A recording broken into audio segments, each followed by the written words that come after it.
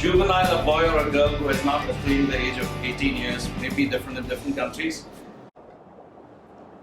Delinquent, a child who has committed an offense, someone who is in conflict with the law. And there are a few theories which grapple with that why there is a deviation from the normal, behavior. So theories like strain theory, differential theory, also labeling theory, choice theory, and trait theory. We'll just look at it very quickly, and then I'm going to come with the things that I practically do there. So strain theory says that crime is caused by difficulty faced in achieving socially valued goals by legitimate means by those in poverty. There's an Indian dream, Bangla motor car, when they don't find it happening. Like there's not a day when a juvenile will not call me to get some job. Do you have a job? And when there was a guy who asked me for a sum of money which I didn't have that time to offer to him, and I didn't know whether I should be doing it or not. So a couple of times he asked me, and then he went on taking some illegal, drugs business, and I kind of felt guilty of not helping him, but then I can't always feel guilty about it if somebody makes the wrong choice. But I just told you that, if they don't find legitimate means of making it to that Indian dream, they, according to this theory, they take up these things. Like there's a lot of social pressure. Like down south, there is a lot of social pressure that every house should have an NRI in the house. They may have billions of rupees in the house. That does not matter. You have the biggest bungalow in south. But if you don't have an NRI in the house, that is something that people may look down on you. So they force people, even the richest of those people, to go abroad and do some, maybe become a sweeper there, but just go abroad. Okay? So dreaming of basic things, like it's because of poverty. I've had people committing, theft, and when I ask them, okay, you stole those pipes, and then you sold it, you got like 2,000, 3,000 rupees. What was the big plan? What you were going to do with those 3,000 rupees? How did you spend it? And he says, that I went and bought clothes, the basic things, clothes, want to eat out some snack, just those things. So yeah, poverty could be one of the causes, or maybe wanted to have some branded clothes. That's strain theory. Differential theory it suggests that young people are motivated to commit crimes by delinquent peers and learn criminal skills from them. This is what I see in juvenile homes. They don't have a hostel kind of a thing. They put all of them in one place, and that's where they get to learn other tricks too. How to do. Now they have the network of every locality here, and in our city, they come from Datia and other places also. Now they have the network, It's like negative peer pressure. How many of you have taken a peer pressure test anyways? In your high school, or is anyone? So this is one of the things that we should introduce. Sometimes people are under peer pressure, but they do not know that they are under. So learning from the other peers, this kind of behavior. Okay. There's another theory, labeling theory. This is a big one. The idea that once labeled as deviant, a young person may accept that role and be more likely to associate with others who have been similarly labeled. I'll give you an example. How this labeling, we all might be the victims of that in some way or the other. People label us. Like one of the labels that you can always put me that I'm a fat guy. But I'm more than a fat guy, this fat guy can play guitar and sing. Okay, so sometimes you just put labels and then you act according to that label. Like for example, there was once a young person came for counseling. That boy was a meritorious boy, getting good grades.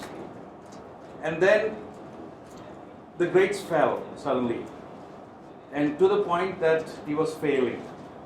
And to understand the situation, the story goes like this, that this person transferred from one school to the other, and during that time this person met with a small accident in the house involving some cutting of the wrist. It was not a suicidal attempt, but people thought that it was a suicidal attempt, just because it involved the wrist. And when this person went to a different school, there was a time for term exam sum. So wasn't prepared with an accident here, which wasn't a suicidal, and then this person failed. When this person failed in the exam, now in a new scenario, people don't know whether this student is a meritorious student. Now this person is branded as among the fool students, and then started getting tears of those students which are not good at grades. So what happened after some time, even though this person had a time to prepare, even then started failing. Because accepting that label of a failure. And this is what I understood. So what I did during counseling, I asked this boy, you know what, it doesn't take a lot of efforts to fail, It's an easy label to carry. If you have a label of, fool, you just have to fool around, you don't have to work hard for this. So this boy understood this and, got back to becoming a meritorious student. Like how I came into counseling was also, I used to counsel people, I didn't have any, diploma or degree backing that up. It's later on when people realize that some of my friends told me, oh, you're good at this, and then I thought maybe I can go to the university and do something about it. So that positive label helped me. But we do think, so these people, when they get labels that you are like that, there are incidences when I try to associate these juvenile boys to a better peer group, but they didn't really feel comfortable among them because they didn't speak their language. They were more comfortable with the people, those who speak their language, those who understand them better. So even if you try to put them in a different group, they would want to go back to that old group because they feel really comfortable. There's another time, how label works. Even in the house, they've been told that they can change, right? There was one incident where I was talking to an ex-inmate of juvenile home, and he was 17, and I spoke to him over the phone, and I told him, you're good. He was a very talkative guy, he was talking. The moment I said, you're a good boy, he just stopped. There was a silence. And then after 5 seconds, I asked, why are you so silent? And then he said, nobody ever told me that you are good. There was a completely different label that I talked about there. So labeling, like there was an incident 3 weeks back.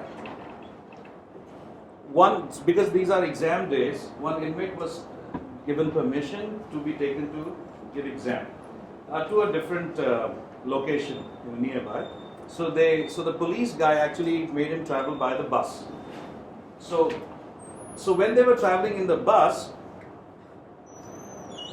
this guy, police started speaking about the wrongs that this boy has done to the passengers. And this boy is crying in the bus. And when he's crying in the bus, the other passengers are telling him, why are you crying crocodile tears now after doing all the nonsense that you have done?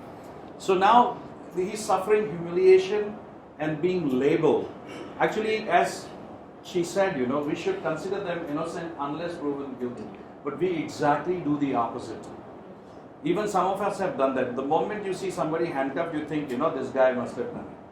Or the moment we see, the juvenile, they say, okay, this guy must have done it because nobody puts false allegations to the case. But that's not really true. More often than not, I see it happening on a regular basis. Okay? So labeling them, and when they are labeled like that, and then you do not really have to work hard for it. How do you have to work hard to get all the dirt inside this place? That let's make it dirty, let's work hard to make it dirty. Do you do that? No. What do you do is that you neglect this place for a while. and it becomes dirty automatically. So it shows, that you don't have to work hard for it. Now I'm labeled as rowdy, now I'm labeled as thief, now I'm labeled as somebody who's not good. So I don't have to work hard for it, and so work for the labels. And then they act into that character. Some of my Facebook friends, ex-inmates, they have these on their Facebook, with these guns. They really love to show this off. And I tell them, they always get a call when they post like something like this. Okay. So, choice theory.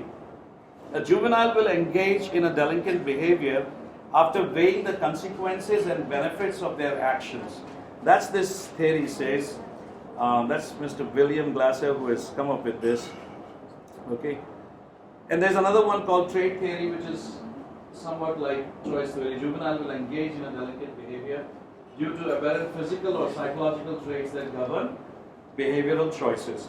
Now, what I've seen is that they have a tremendous risk-taking ability. They're teenagers. They don't really see very far ahead, very short-sighted at times. So sometimes, and most of the times rather, I would say, they have this risk-taking ability. That's the trait that I found. Okay, there are two things that I learned over the last, couple of years. These are the two favorite quotes of theirs. Nothing happens, whatever happens, we'll see. Hindi में बड़ा अच्छा है, कुछ नहीं होता, जो होगा देखा जाएगा. That is what, and then I tell them, if nothing happens, how come you are here? And why are you wanting to go out of this place? Because you said it. When I say this to them, they'll smile at me because I've nailed it. I'm just, because that's the philosophy they had imbibed. Okay, there are theories about hereditary, people believing that there some people get. Of course, there is a research on some males have extra Y chromosome that makes them, get them into that. But what I would say is that this environment plays a huge role in making some person, take negative decisions or even the positive decisions. Okay. So when the bad behavior happens, we ask the question like, what's wrong with this person? Especially when I'm talking about the juveniles, or even you can talk about your friends. When you see a bad behavior, you ask, what's wrong with that person? The good question to be asked is, what happened to this person? There's something must have happened that is making this person to behave like this. And when you look at that, there will always be the case that something has happened. Definitely there is a story behind this behavior. We are looking at the person, the action, but you see the story, and what the story you will find, mostly broken family. Sometimes when I ask questions, I ask questions like in my first 5 minutes, is your dad alive? Sometimes they don't tell me. And more often than not, they'll say, that no, he's dead when I was a kid or something like that. Sometimes my questions will sound a little off, but over the years when I've, counseled them, I realized that sometimes they will not even tell you that their parents are dead or the dad is no more. You have to probe a little more. So broken family, death of parents or separation of parents, stepmother, disturbed home conditions. As she was telling again, we are quick to judge. You and I do not know what is the situation that these people. Of course, we see everything in black and white. There are gray areas. We don't know what that person has suffered to come to make that decision to do this. Okay, so we need to look at the story behind, especially when we are talking about juveniles. Okay, absentee father or non-functional one, an addict dad who is, one day one juvenile gave me a call and there was a lot of noise behind, and then I said, what's happening? He said, my parents are fighting. And in such a home, they grow up, definitely they'll be angry and irritated and lack of love. It's no, we don't have to be a rocket scientist to know that hurt people hurt.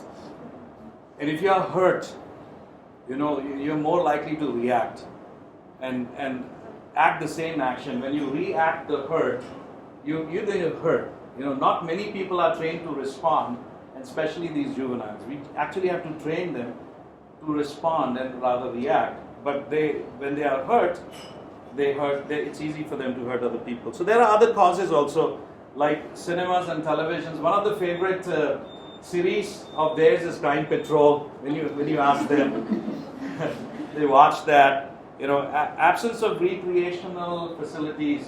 We lack. We see these people playing cricket right in front of the house, breaking our glasses because they don't have a proper recreational facilities. Slum dwelling. There's a survey that says that urbanization has contributed to the juvenile delinquency.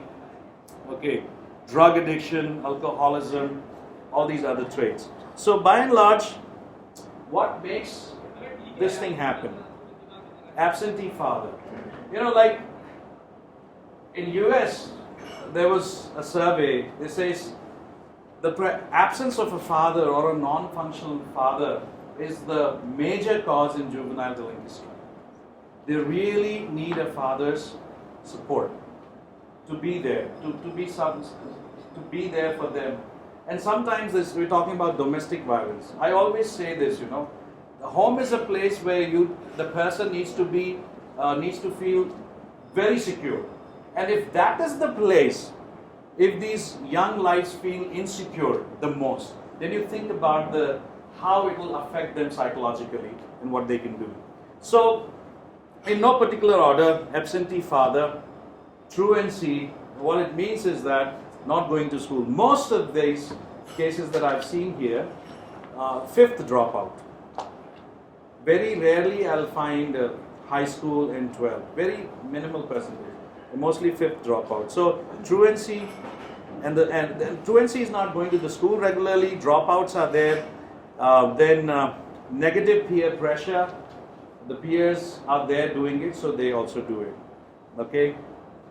There's one incident where a boy who was very good at school till 9th grade, and then his parents died, one after the other in a year's time. So this boy was the only child of his parents, and the parents are all gone.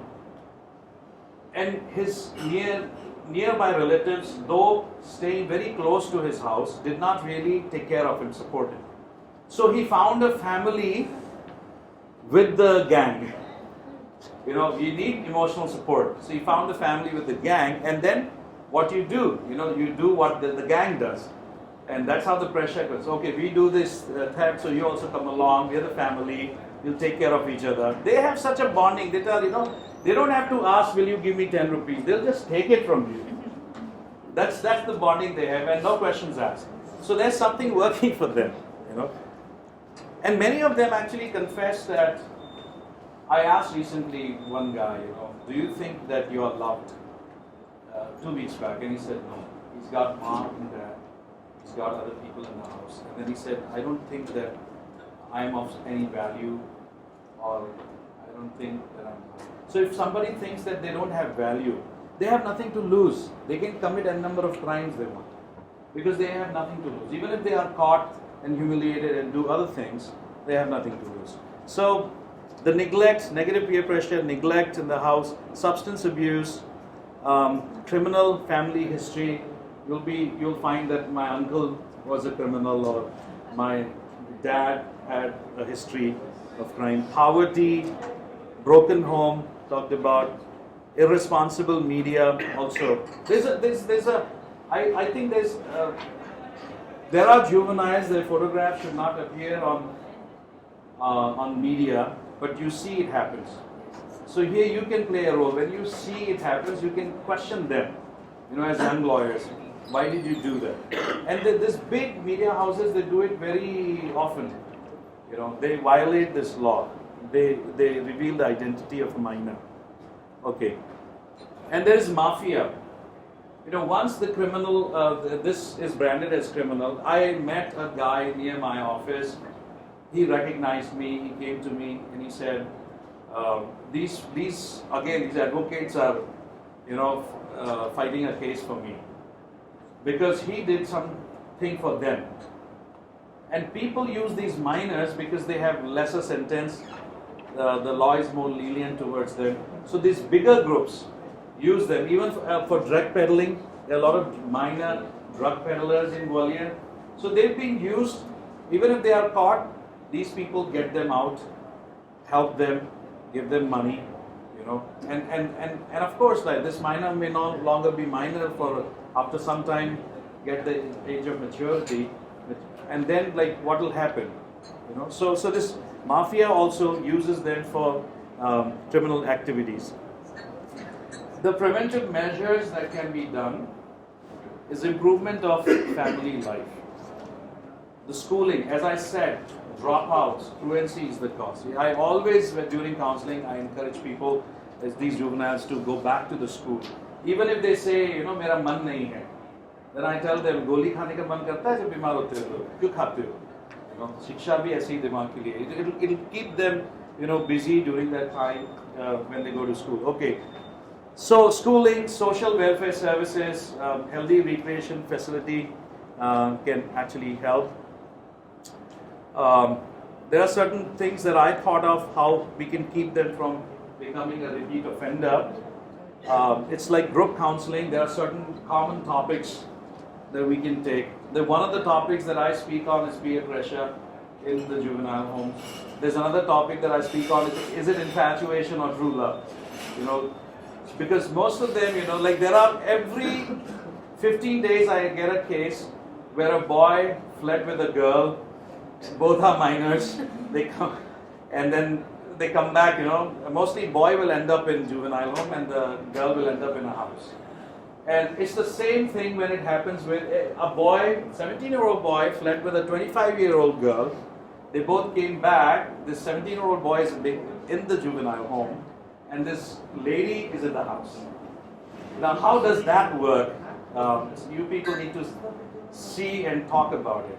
And it's not always, as even she said, it's not always boy's fault. The same girl who says, you know, that, you know, if I don't run away with you, you know, I'm gonna kill myself, I'm done. And then this boy makes this girl to run away with him, and when they come back, the same girl puts the charges against this boy, that he abducted me and forced me and things like that. So you can think about it. I just thought I'll tell you. So group counseling, individual counseling, vocational training. You know, this is where we don't have jobs here.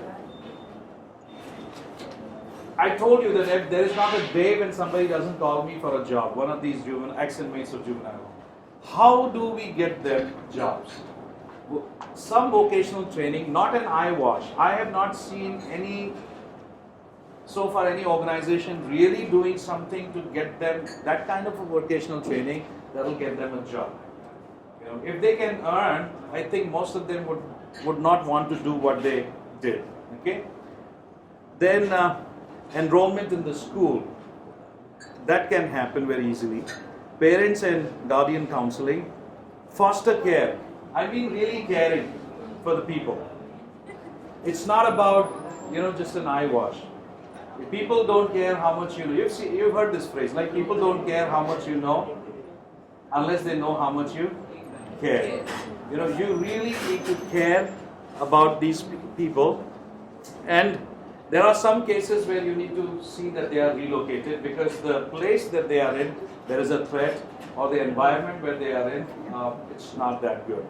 Okay, there's another thing that is in my heart that I want to share with you is the verbal police behavior. I never thought I'll come out of the counseling room and share all these things unless this thing that I saw very much.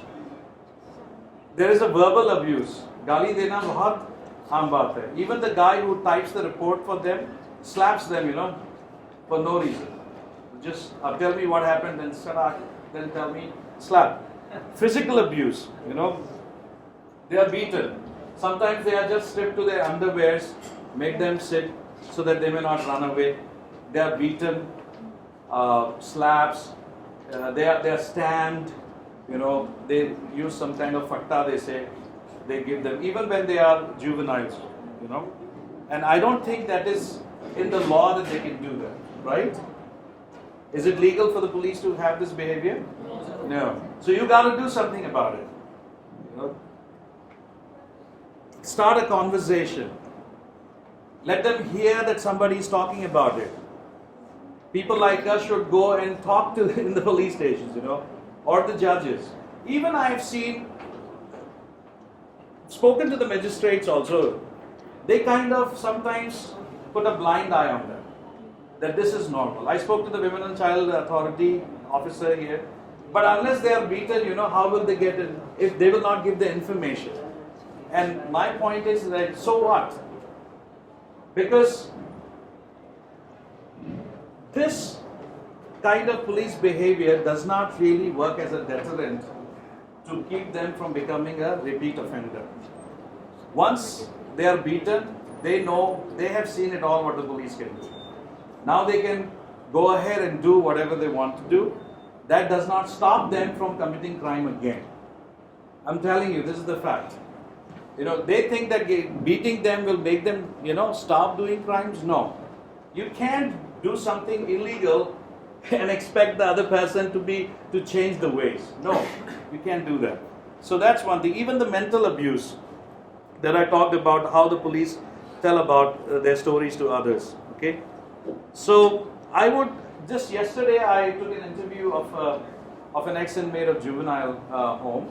He happened to be there, so I thought maybe I'll record his interview and show it to you. Of course, I blurred his face, so you'll get a typical case, you know, of I did not pick him up. He happened to come to my house.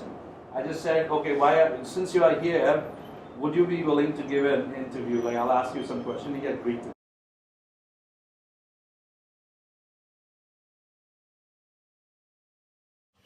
मैं पहली बार तुमसे कब मिला था? पहली बार आप मिले थे जुवेनाइल होम में 2016 में। अच्छा, और घर में कौन कौन है तुम्हारे? घर में मम्मी है, नाना है, नानी है। Okay. और पापा कहाँ है? नहीं है मतलब एक्सपायर। सही में एक्सपायर हो गए? पता नहीं है। अच्छा, मतलब क्या बताते क्या है? एक्सपायर हो गए थे। अब जब पता ही नहीं है तो उसका क्या करें? नहीं मतलब एक्सपायर हो गए हैं या चले गए हैं कहीं, ऐसा है क्या? मम्मी का वो हो गया था ना, डाइवोर्स। अच्छा, पापा से। कब की बात है? जब तुम कितने साल के थे? 15 महीने का या 15 दिन का, ऐसे ही कुछ था। अच्छा, 15 महीने के थे तब मम्मी का डाइवोर्स हो गया था, तो पापा को तब से देखा नहीं है? ओके। देखा ही नहीं है तब से। क्या देखा नहीं? कभी भी नहीं देखा? ओके। तो तुम्हें कभी ऐसा लगा कि पापा होते तो अच्छा होता? कभी ऐसा ख्याल आया? हाँ है। अच्छा, पढ़ाई कहाँ तक की है? 10th तक की है। 10th पास किया है? नहीं किया, मतलब 9th तक की। छोड़ी क्यों? 9th के बाद 10th अगर फेल हो गए थे तो फिर कंटिन्यू क्यों नहीं किया? मन नहीं लगा। अच्छा, नशा कब करना शुरू किया?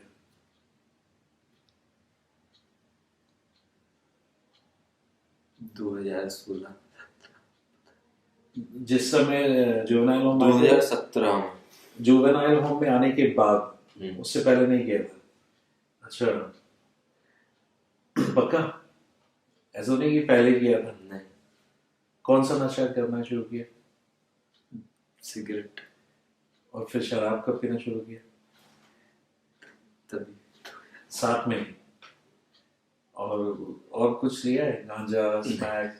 नहीं, ये तो कभी नहीं। ओके।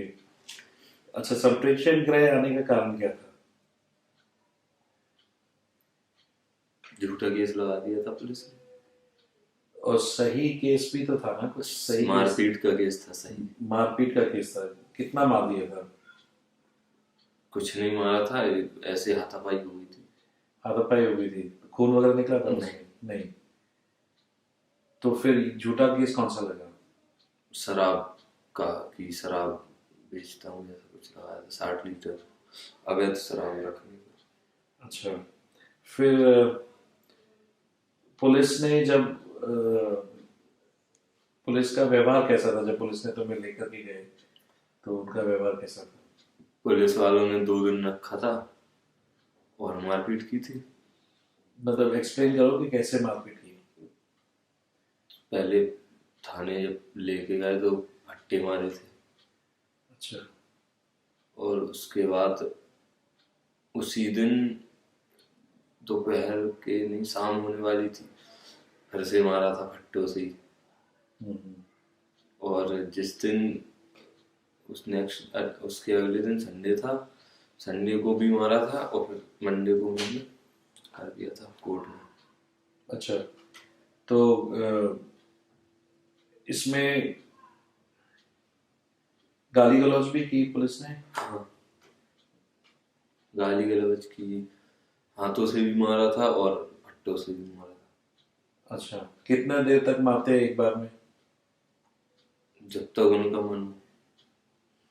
तो जैसे पहले दिन मारा तो कितनी देर तक पट्टों से मारा?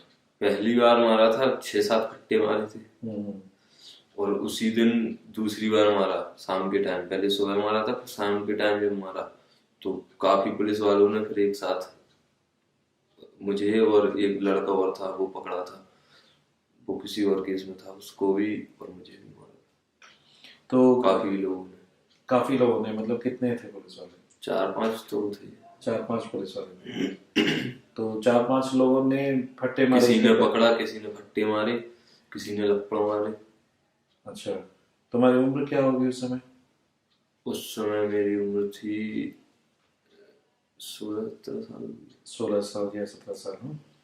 ओके, तो नाबालिग की में कितने केस तुम्हारे खिलाफ हुए रजिस्टर? एक झूठा और एक एक सच्चा? सच्चा। सच्चा वाला कौन सा था?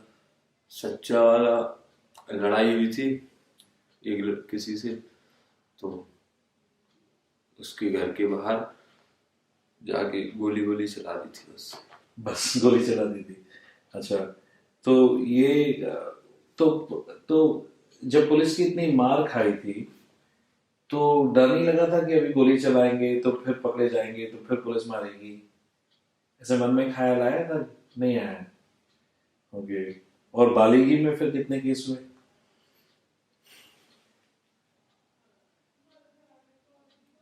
3 या 4। 3 या 4? दो नाबालिगी के और 4 बालिगी के, कुल 6 केस है।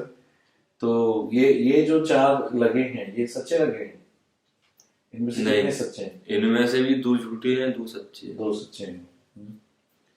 ओके। एक्चुअली 3 ही झूठे मान लो।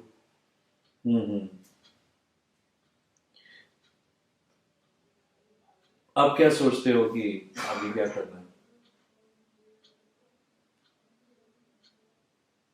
केस से फ्री हो जाओ बस।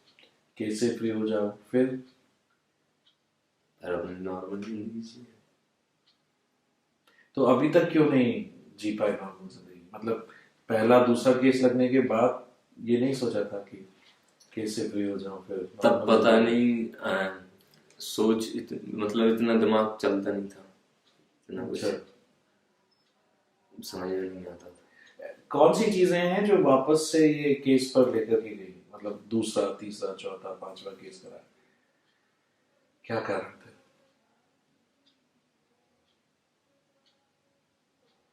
लड़ाई कुछ तो पुलिस ने लगा दी है झूठे। जो सच्चे थे उसके क्या कारण थे? सच्चे के कारण लड़ाई झगड़ा है। किसी को ऐसा भी नहीं मारा कि किसी को खून निकले या कुछ भी हो जिससे भी लगेगी संगीन। पर एक बात तो है, जब गोली चलाई थी तो गोली कट्टा आना भी तो चाहिए, वो तो, और कट्टा आने के लिए संगत भी तो खराब होनी चाहिए। हाँ, वो जिस लड़के का था वो लेके आया था और उसी ने कहा था कि चलो, उसने तुम्हारे गेटों में पत्थर मारे, तुम उसके गेट में गोली मारा। अच्छा, वो भी तो केस अगर अभी सब खत्म हो जाए और फिर क्या करोगे? तुम क्या चाहते हो कि कैसी जिंदगी, अगर तुम्हारी जिंदगी तुम्हारे हिसाब से चले तो क्या चाहते हो कि क्या हो? शांत अच्छी जिंदगी हो, जैसे कि लड़ाई झगड़ा तो बिल्कुल भी ना हो, ऐसे लोग ही ना हो कि ऐसे ही वो सिचुएशन आए, ऐसी जगह ना हो।